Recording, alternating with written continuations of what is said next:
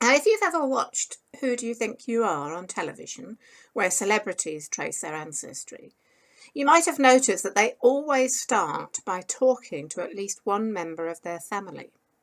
A reason for this is that members of your family may have information that you don't know, and stories about past members of the family that you weren't even aware about.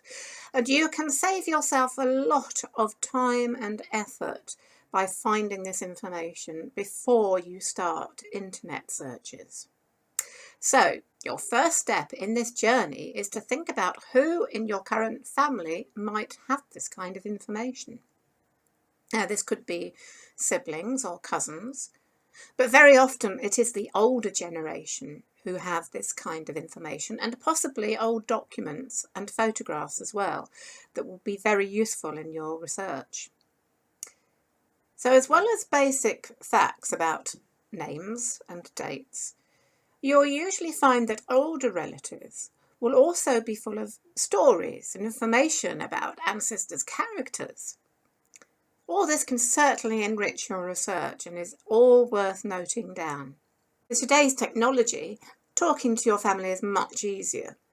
You don't have to make a journey. You can talk by email or telephone, or even an internet communication system such as Skype or Zoom.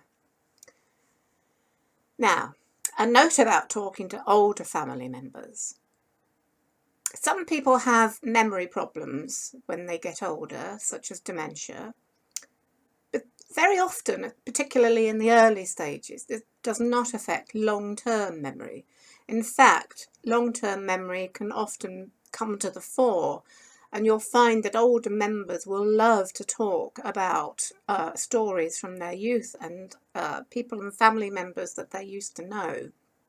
My own mother, for example, who has dementia, won't remember what she had for lunch today, but she can tell you all about her childhood growing up in the Isle of Man. Now, a couple of things you need to be wary of when you're talking about family members and ancestors.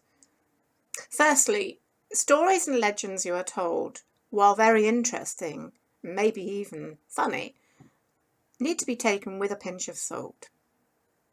Memories can play tricks, and often stories that are passed down through generations can change in the telling.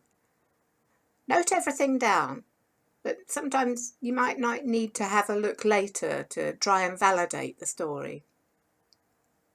Also, be very wary of any dates you are given. People can be very sure of what they think to be the truth, but you might later find that the evidence shows something very different. So take all the information you are given with an open mind, so that when you're following up with the research, you're not narrowing your searches so that you end up not being able to find the information you need.